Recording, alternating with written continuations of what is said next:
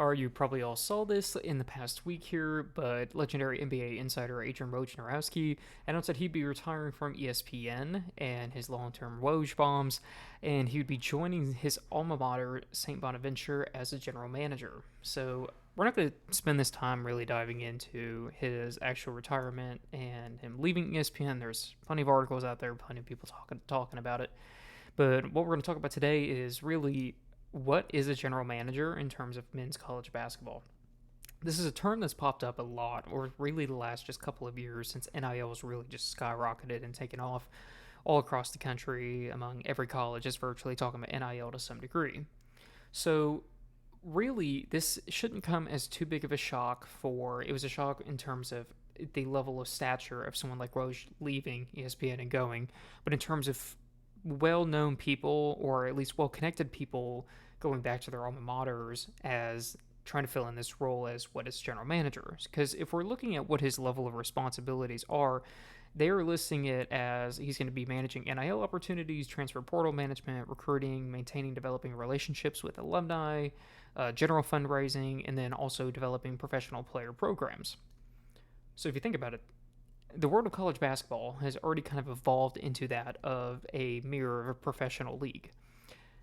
Every professional team, basketball, baseball, football, they all have front offices. So in that sense, the general manager is the one that helps negotiate contracts. Obviously the general manager has a whole department staff. They have analytics. You name it, they got it, and they don't necessarily have to fundraise. But instead of fundraising, they're going to their owners and begging for money to increase their payroll. So it really does kind of come back to it's a very similar role, just in a very different environment with a significant less money compared to professional sports, but still a solid amount of money for collegiate sports. So this isn't the first time, and kind of hinting back at what I was mentioning here a little bit ago about people going back to their alma maters to do this. Syracuse did the same thing a couple months ago. They hired a guy named Alex Klein. His title is listed as the general manager, but he spent the last 4 years as a scout with the New York Knicks.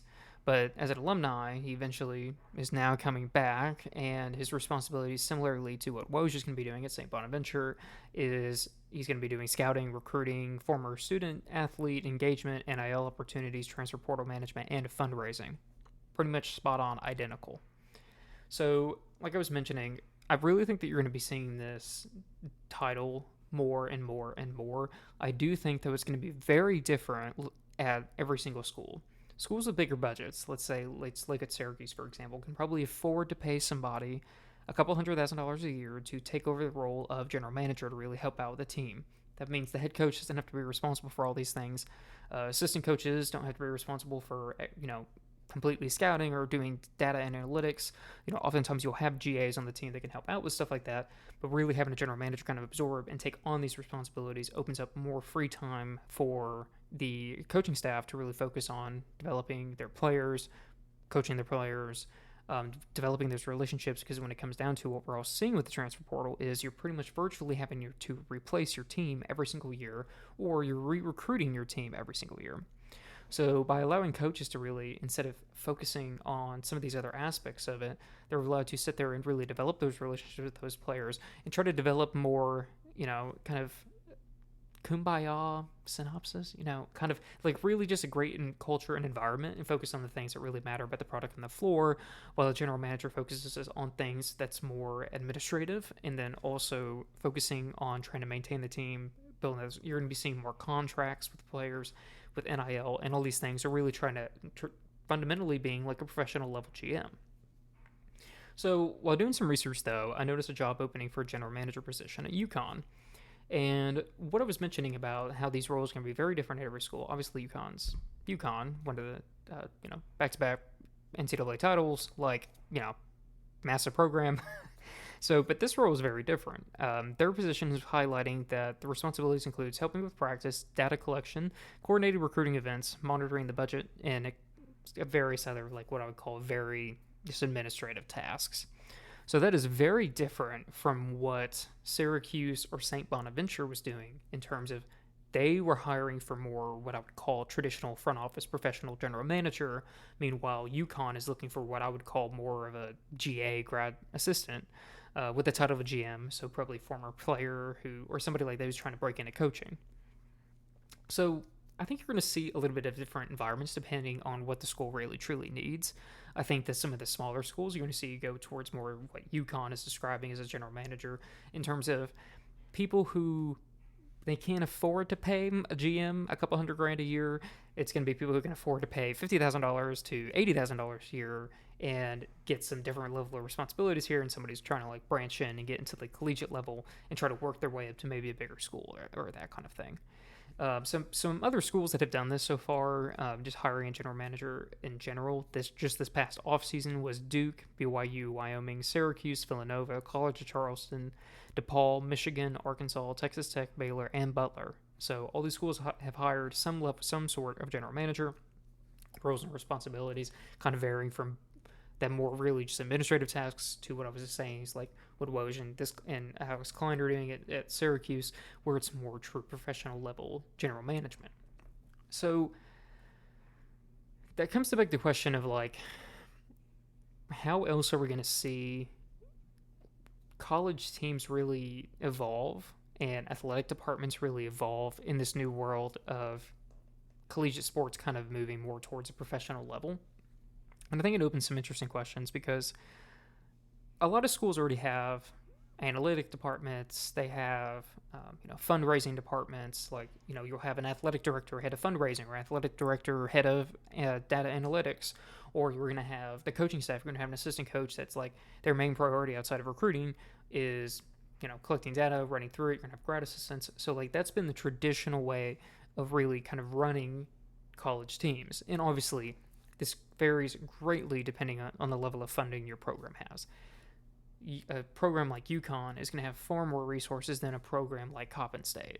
So it's really going to depend on what you do. When you're at those smaller schools, it's a lot more hands on deck. Everybody's going to be wearing more hats, trying to make sure that they're getting the information they actually need to run these programs, while at larger schools, you have more money to be able to hire more people who can kind of take on more and spread out the responsibilities a little bit more.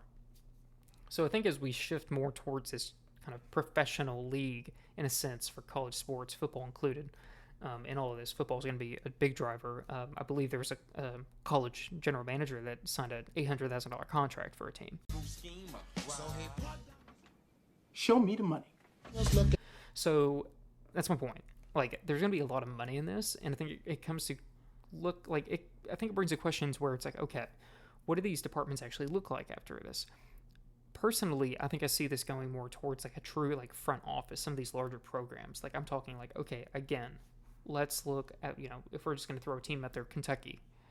Let's say Kentucky hires a general manager, they hire a front office staff, and because there's already coaches talking about how NIL money is just skyrocketing more. A couple years ago, you could have got a kid for $2 million, and now you're getting the same kid for $5 million. So the level of funding that's going to be required to run these programs, you're going to need front office staff. And I know that sounds crazy, but that's, I believe, where we're heading. So I'm talking like you have a GM, a general manager, then you have very specific departments. You have fundraising, then you have data analytics. And I'm not talking athletic directors. I'm not talking coaches on the coaching staff. I'm talking you're hiring two data analysts to kind of help develop, running programs, you're running scouting, and then you have the scouting department who's working hand in hand with the data analytics to make sure that we're actually finding those dominant reps, because it's going to become this similar thing where you're saying like, okay, great. So with professional teams, you're always trying to find those dominant reps, right? You're trying to find the undrafted free agents who are going to be going in and, kind of helping your team an immediate impact. It's going to be the same thing in college basketball. You're going to be trying to have guys go in there and say like, hey, found this kid in low majors, or I found this D2 kid or D3 kid or NAIA kid or JUCO kid who can come up and be an immediate impact on this team. Nobody else is catching them. So there's a lot of like metrics that you can look at this, and I think that's why you're going to see true front offices kind of emerge out of this, assistant GMs. Like, and again, I want to reiterate, this is not going to be every program, because every program can't afford to have a multi-million-dollar front office for their teams. But some of these big football schools, let's take Alabama as an example, they can absolutely have a football front office. They pretty much already do in a sense. It's just not branded as that. But like you're gonna be able to have these teams that are just mega, have hundreds of millions of dollars in endowment, billions of dollars in endowment, hundreds of millions of dollars a year in sports athletic funding. So with wide open alumni bases, I think you're going to see this evolve a little bit more towards that professional level in terms of like front offices trying to find kids, negotiate with kids, negotiate with agents, NIL agents. That's a thing that's been popping up everywhere. So like it's really just taking another step forward towards professional league.